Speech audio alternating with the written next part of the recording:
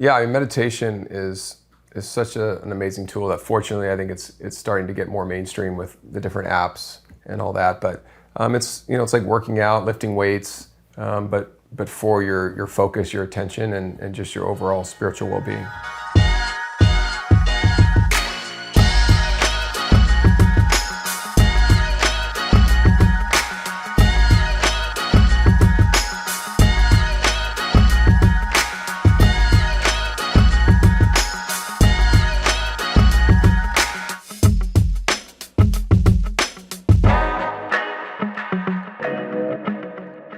So Shawn, how did you first get introduced to meditation?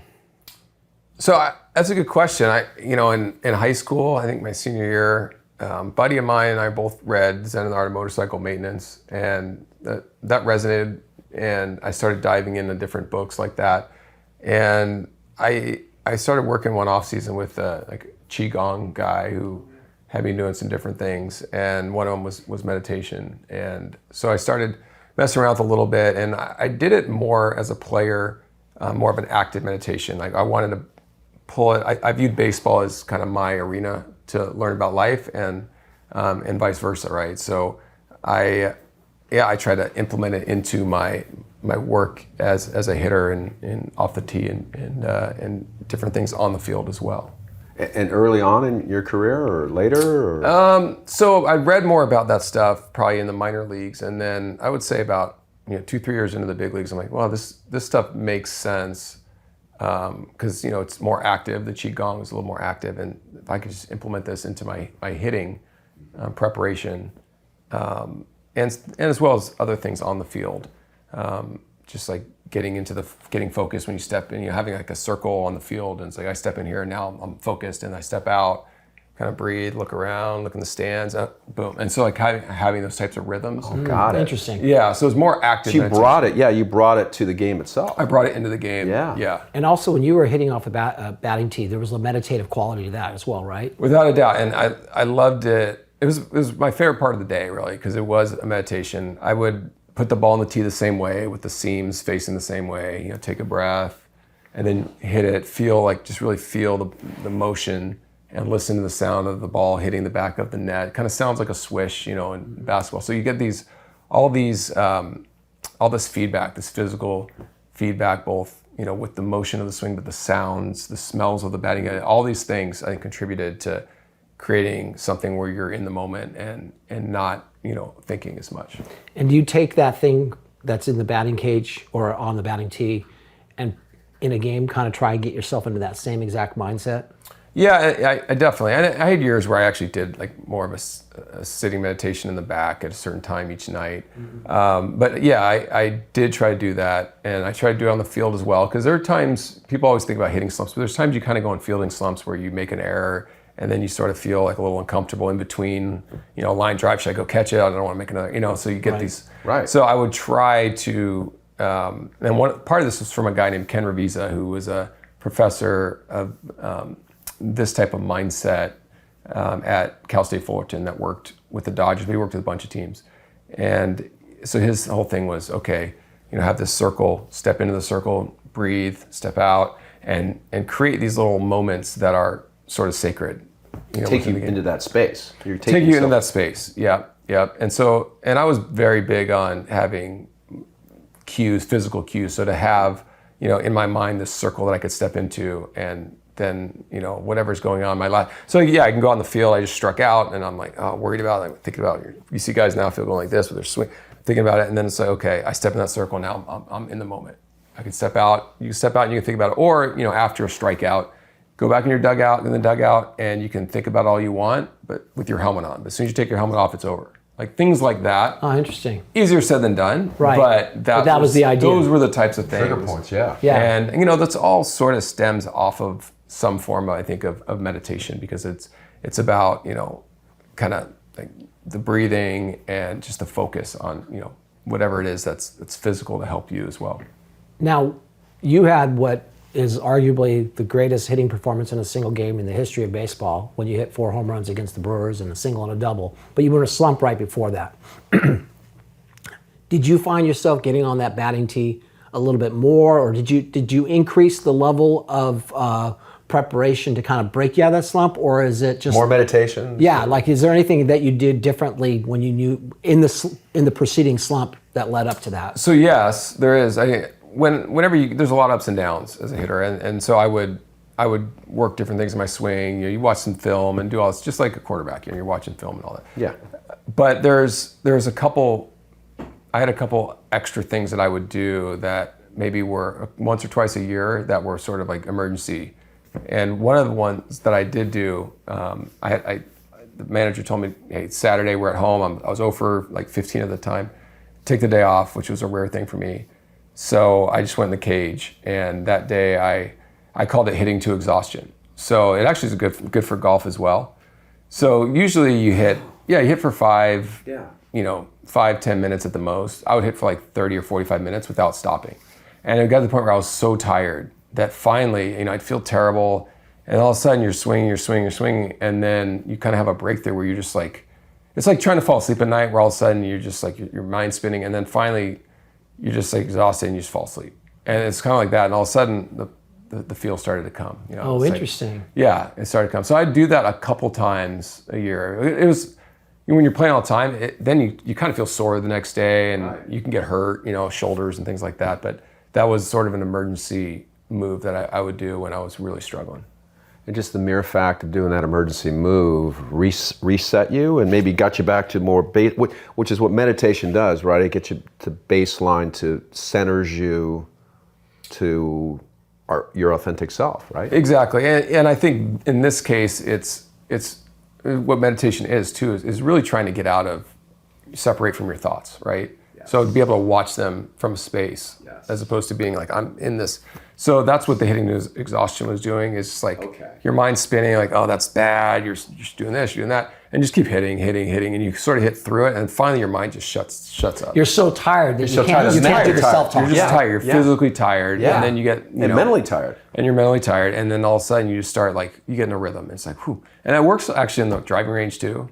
I've done that. I used to, because I used to think that I outworked everybody, and that's why I had whatever success I had. And I would be out there when the sun's going down, it's dark, or it's raining, or whatever is happening, just throwing, and I try and get 10 spirals in a row. If I got 9, got to start over, that kind of thing. Yeah, a little OCD, Yeah, a little bit. Yeah, a little bit like that. Yeah. So, and I've done it on the driving range after playing, just, and you see the pros do it. Having a bad round or whatever, not playing, just not feeling it, go back out there and just find it. Yeah.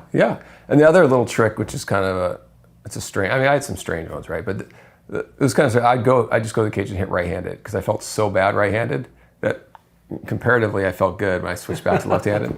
So that was like, you're like, I don't suck. Look at the way I hit right-handed. Yeah, guys, like, this feels terrible. And then it's like, oh, okay, I know how to hit. Lefty feels but pretty confidence, how important is confidence in all this? Yeah.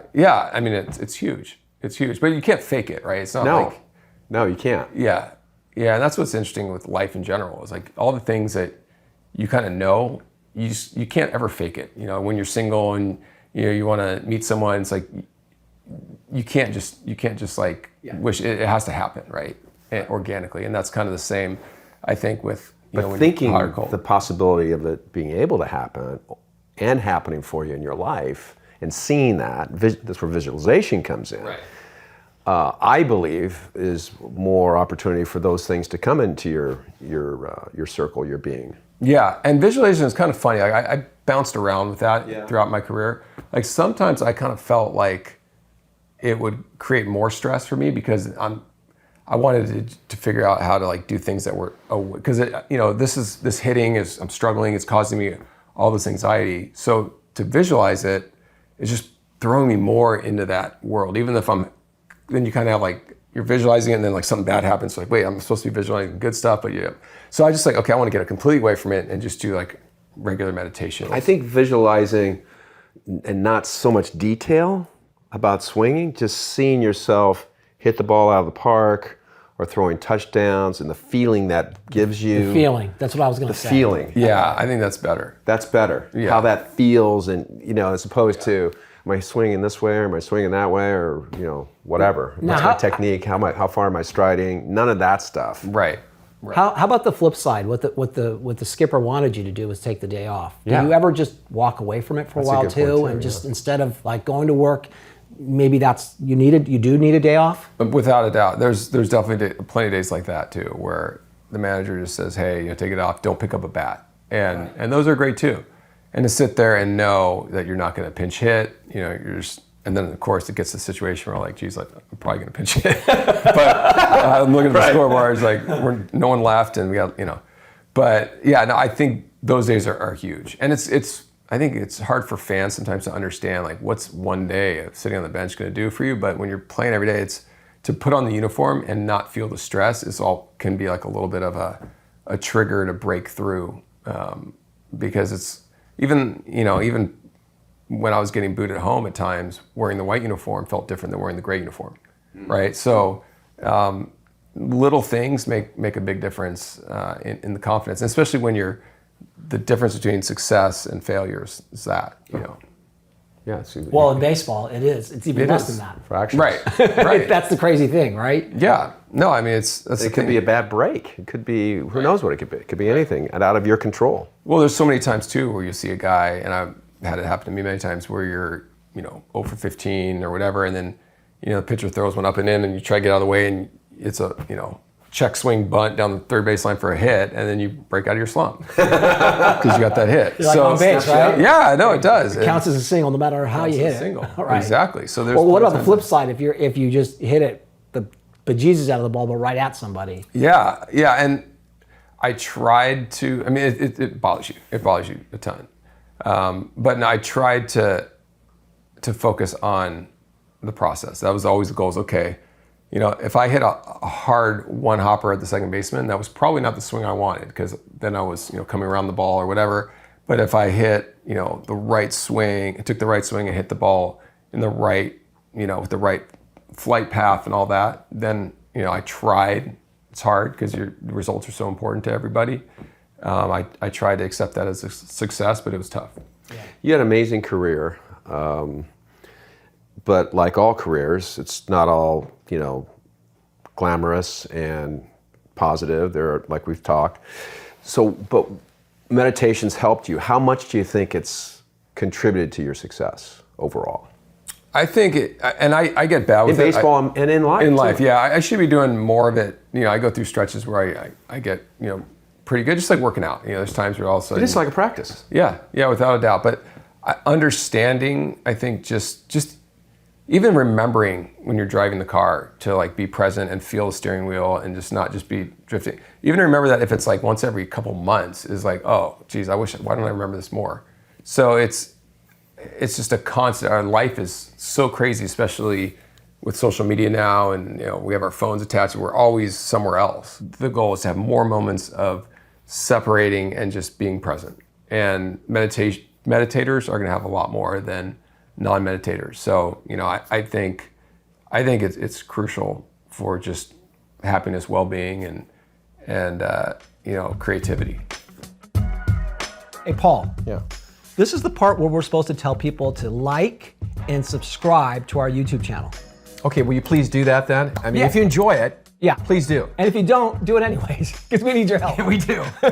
Also, we have a website called GameChangeNation.com. Just go there and subscribe, and you'll get tons of free content. And what we're really trying to do is create a community of people that love sports. Yep.